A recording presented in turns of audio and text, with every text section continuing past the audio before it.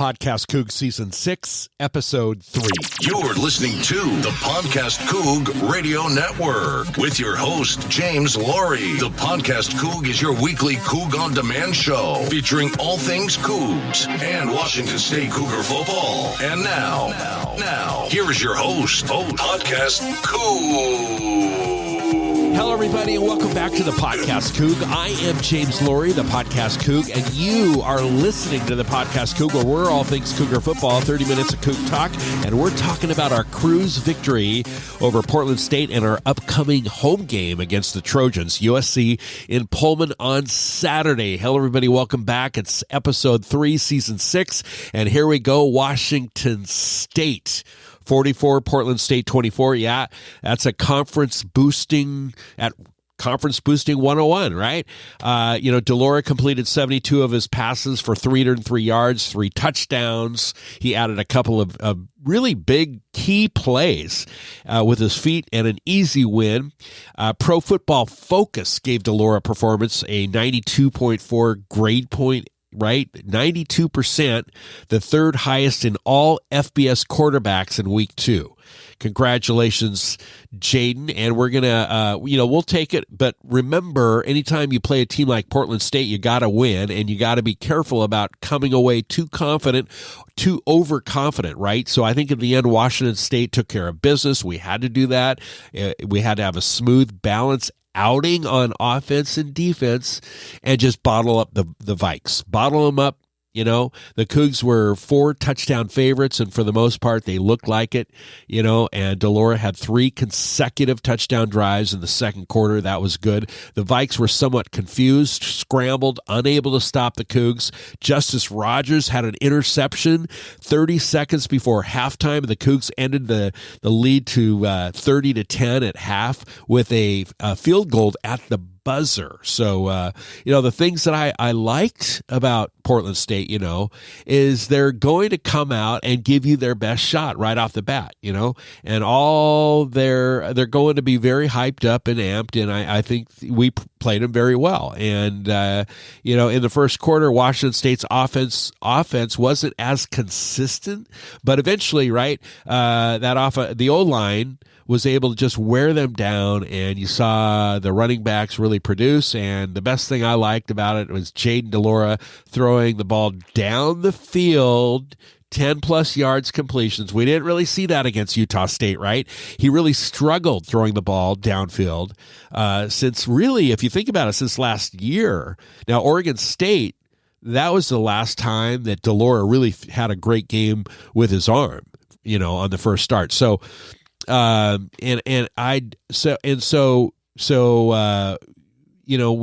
played Portland State, FCS Big Sky opponent. Okay, that we got to take that with a grain of salt. So the rush was better. We had a couple of sacks against Portland State, much better than 0 sacks against Utah State, right? So if Washington State is going to have success, whether it's blitzing or one-on-one matchups, it's going to have to happen. We have to find a way to put the pressure on. I mean, we got to put the pressure on. We don't see guys like flying around like we used to, right? And where's the explosive blitzing? And so what it's worth, the sudden, what about that sudden quarterback change in the fourth quarter? A fourth string quarterback, Victor Garbalis, right? So we saw the field unexpectedly. I mean, that just came out. Now, is he fourth or is he third string? I mean, Cam Cooper is in there somewhere. So he threw 3 incompletions early in the fourth quarter, and Portland State scored to make it 37-17, but then DeLora came back for another smooth possession and to re-extend the lead. So, yeah, much better than our opener, but look at who our opponent was, right? I mean, we've got better athletes, and we're over the hump, but interim coach or not, we're still playing USC on Saturday, right? So it feels like we've been moderate to average on our linebackers, our defensive linebackers. So we haven't seen a ton of pressure, a ton of extra pressure. And I don't know, you've got 6 games into the Lake Dickert era, and I know from a coverage standpoint, it seems that they're doing a lot of pattern matching, kind of like playing from across the top, kind of seeing in the way things that played out. I mean, those low defenders are responsible for, those low crossers and blow routes and that sort of thing. So the linebackers aren't getting quite as involved, and I feel like the rush isn't there. I really want those guys to get to the quarterback. And right now, they've got two sacks in 2 games, right? And they both, both of those sacks came against Portland State. So if Washington State is going to have success, defense will have to find a way to get the pressure on. We're going to need to step up the pressure. So whether it's blitzing or just that one-on-one matchups, I mean, it's just got to happen because we've had success in the past, right? So we need the defense to step up and get the pressure on. And, it's simple as that. Now, did we use Borghi more? We talked about last week in the second episode of the podcast Coug, where Max Borghi needed at least 20 or 25 touches, right? And now, certainly it was better, right? Certainly it was better. But I think it's by design, and we're trying to get Max back into it, whether it's by design or we're going to lean on Max later on this year or save him for the SC game, right, on Saturday. I mean, it's pretty clear the rotation between Max and Dion. Dion McIntosh is doing great. Right. It's doing fine. And McIntosh deserves those carries. He's doing great. I think by design, they're just not handling the ball off to Borghi 25 times, whether it's because it's Portland State. Certainly Utah State wasn't there. I mean, that was clearly a mistake, right? But if you're Portland State, you probably give him less carries just to keep him healthy. And maybe you're thinking about USC and keeping him healthy for SC. But certainly Max needs more carries, and so does Dion. Right? But how about those hurdles, though? That was cool to see Max just hurdling. Kind of scary, but cool. Hey, let's talk about the Trojans. University of Southern California next, right here on the second half of the podcast Coug. Hey, Coug fans. You're podcasting with James Laurie and the PodcastCoug Radio Network.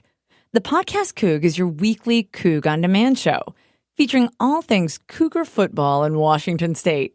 To help you get through the week, hit the subscribe button or check us out on iTunes, the App Store, iOS, Google Play, Stitcher, or at PodcastCoug.com. The real estate agent you work with matters, and a great agent helps you own the home of your dreams. And your dreams come true with James Laurie at Coldwell Banker Bain, representing clients like you 24/7, from condos to colonials and everything in between. If you're selling, buying, need a price analysis, or just a contractor referral, ask James, winner of the 2015 through 2019 International Coldwell Banker Diamond Award, with dozens and dozens of 5-star Zillow reviews, and Seattle Magazine's 5-star award winner for 2018 through 2020. James Laurie, Coldwell Banker Bain, at 425-466-3672 or jameslaurie.net. Rock solid results. You're listening to the Podcast Coug. 2 running backs in with the quarterback. Signals called. All man in motion going through to the right side. Hand up, wings out to the right side. Touchdown, Washington State. You are listening to the Podcast Coug. Welcome back to the second half of the Podcast Coug. I am James Laurie, the Podcast Coug, where we're all things Cougar football, all things Cougs. Here we go, Southern California, Martin Stadium, 12:30, Big Fox. Coast to coast, it's USC, the Prestige, the Dynasty, yesterday's heroes, lost in Los Angeles in a city of a region, right? There's so much is going on. We're talking about the Angels, the Dodgers, the Bruins, the Rams, the Lakers. That's a lot, right? And then there's USC, lost in Los Angeles. It's the Cougs and Los Angeles, USC in Martin Stadium. How do you like that? Lost in Los Angeles. I don't know. It's lost in Los Angeles versus lost in Seattle. Actually, lost in Pullman. We're not really lost in Pullman yet. It's the Cougs. They cannot feel confident about that Portland State game, that win. And we need to stay focused, right? Realizing that this is by far the toughest game of the year, by far. I mean, maybe there's Oregon, but expect everything this week to be different, whether it's the crowd at Martin Stadium, the intensity of Wazoo. Who knows what's going to happen to get USC regarding the coaching change, right? Remember, a lot of stuff is on the minds of the Trojan personnel, right? USC coaches and admins figuring out where their next paycheck is going to be, right? Well, actually, they have a paycheck until July, but after that, wouldn't you be thinking about, and that's brutal, looking for a job, especially if you're in that sort of level of football, to find your next gig, hit the job market. We're talking Indeed.com/Power 5 football, right? From a Washington State perspective, particularly at home, it means the fans and the players are always excited. They're pumped up, right? Ready to go. When USC comes to town, you're circling it on your schedule, right? It's certainly easier to get pumped up for SC than a non-conference game, right? So fans are in the stands. We got a lot to do with it. The crowd is going to be getting going. Rolo needs to have a good game plan, period. Coach these guys, catch these guys with in an off day, and let the rain, right? It never rains in Southern California, but it's going to rain in Pullman on Saturday, right? Forget the salami and the rye bread. Break out the rain ponchos, right? And then you can break out some rye. Now, how about this? Forget the salami and the rye bread. Break out the rain ponchos and the Cougar Gold. Okay, that's what we need to do. I like that. I like Lost in Los Angeles, and I like that. Break out the rain ponchos and the Cougar Gold, right? I could just see Dave Niehaus saying that right now. We got to get our game plan and our practice on being more focused. And I think from Martin Stadium perspective, we're going to see most of the fans in the stands this year. This is it. This is one of our big home games of the year. And I think everybody, including myself, circled this game as a kind of their week to come over to Pullman, right? Come over from the west side, from anywhere in the state, all over the region, Idaho, Oregon, you name it. And remember, the student section has been awesome. They've been great for the last 2 weeks. So Martin's going to be rocking. USC is kind of ripe for the ticket. And with that coaching change, who knows what kind of mindset the players are in, right? You've got some good film from Stanford from last week. You kind of know what to take advantage of them. So I think this is going to be good opportunity as Washington State is to take out SC and maybe shock the West Coast. I mean, I'm not saying we're going to do that, but if you want to shock the West Coast, let's focus on that film from Saturday. And we can't change a 4-star and a 5-star guy, but okay. So we've got a team that lost to Stanford last week and lost their head football coach, but they're coming to Martin with their spin of the air raid offense, right? How do you defend that? You rush 3, drop 8. We've got a great opportunity, whether it's to play one-on-one or get after the ball, fly around. It's, all of the above, right? From an offensive perspective, Washington State needs to push the ball downfield more, keep Travell Harris, get him involved, run the ball more and control the line of scrimmage. I mean, here's the deal. It's USC versus the Fab Four, right? Delora, Borghi, McIntosh, and Travell Harris, right? So,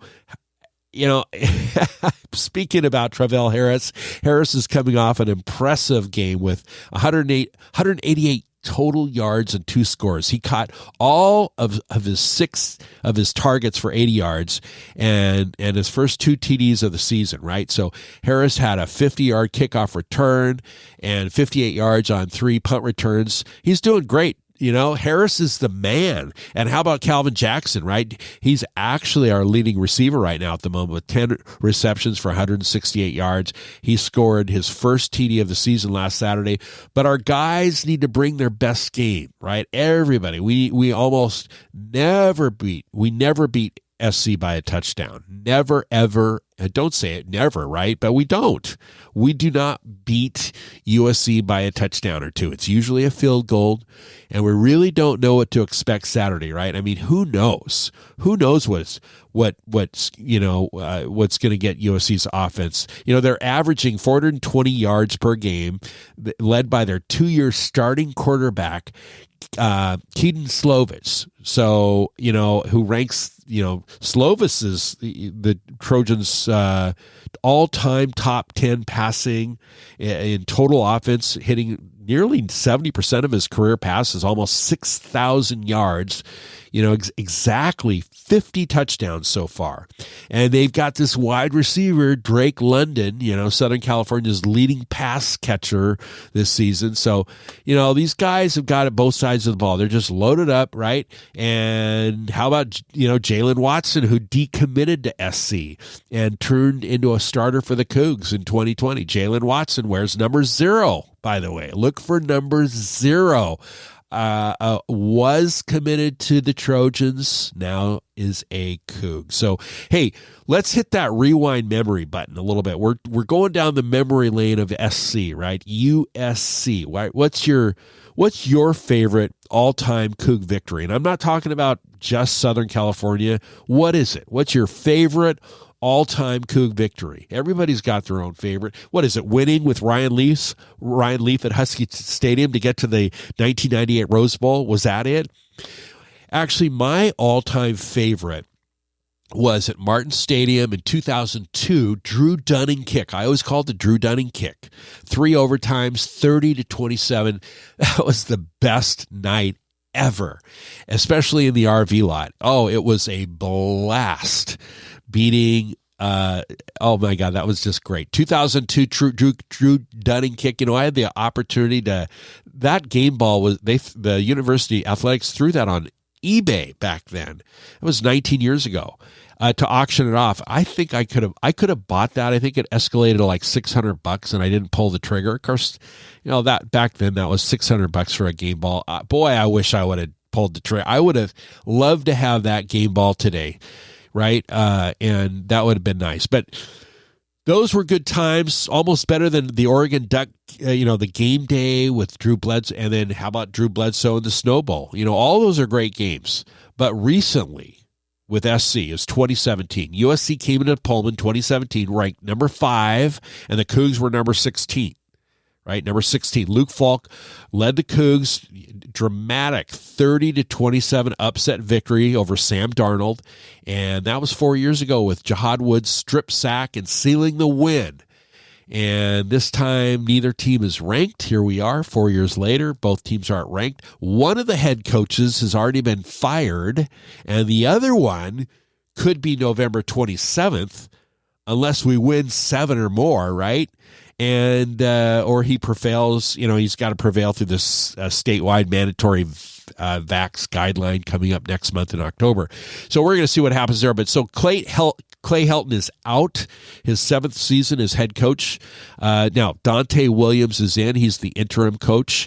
And this wasn't about the Stanford loss. It wasn't just one game, right? That's been building up for years. The fans, the media, everyone wanted Helton gone to get USC back to its supreme glory days, right? So, I do like what they've done in the Coliseum. If you've go watch a quick YouTube video from their local news, KTLA in Southern California. Full rehab, renovation, $315 million, new seats, so much more than just new seats, but the place looks, it's intimidating as ever. It's such a rare place to win a football game, and it's nice to have them in Pullman, right? Always nice to be up here than Los Angeles. So regardless of the, regardless, it's the air raid that they're bringing in. It's that, that Leach air raid. And this is a Wazoo reunion for their O-line coach at USC, Clay McGuire. Clay, who was our O-line coach at Washington State for 6 years. And of course, Graham Harrell, right? Offensive coordinator, USC. He's coming in for the reunion, right? They both coached under Leach. So, USC hasn't lost their talent, right? They haven't lost their coordinators or any position coaches just yet. And they've got that interim coach, right? Dante Williams. He's a defensive-minded guy. He emphasized on the secondary. And you can't tell me that this is not going to be a disruption. There is a disruption. They lost their head coach. Now, have they moved on? Probably. but it's still a disruption. Will the players play for Dante? Who knows? Who knows what's going to happen? If you're going to lose your job, the coaches are most likely on payroll, like I said, till July. You're immediately concerned and worried about your family, about your next job, what city, what team you're going to be playing on, how long are you going to be unemployed for a while? Will you just find a next job? What about the new coaching staff? They're going to be bringing in their own guys, their new coaches and everything. So, you got to understand that this whole SC team, I mean, it's just not the players, it's also the staff. And they're going to be looking for a job. And it's something to think about, So we could speculate all day, but the bottom line is our guys need to bring their best game. That's the bottom line. I don't care what excuses or disruption or what you could talk about with SC. The bottom line is we need to focus on ourselves and bring our best game, right? Our coach needs to coach the best game. Our fans need to be rocking. And somehow, some way, with the stars aligned, we've got a chance. Bottom line is USC is never easy. Never, ever are they easy. We'll see what we're made of. Really, it's our first true test of the year, of the season, and it happens on Saturday, Big Fox coast to coast. Going to be fun. It's going to be a blast, except for those rain ponchos, right? So, hey, that's it for episode 3 of season 6 of the Podcast Coug. Thank you for listening. Be sure to subscribe, hit that like button. And if you haven't already, check out our new website, brand new website, PodcastCoug.com. It's USC at Washington State Saturday. God bless and go Cougs. You've been listening to the Podcast Coug with your host, James Laurie. The Podcast Coug is your weekly Coug on Demand show featuring all things Cougs and Washington State Cougar football. This has been a presentation of the Podcast Coug Radio Network. Find us at PodcastCoug.com.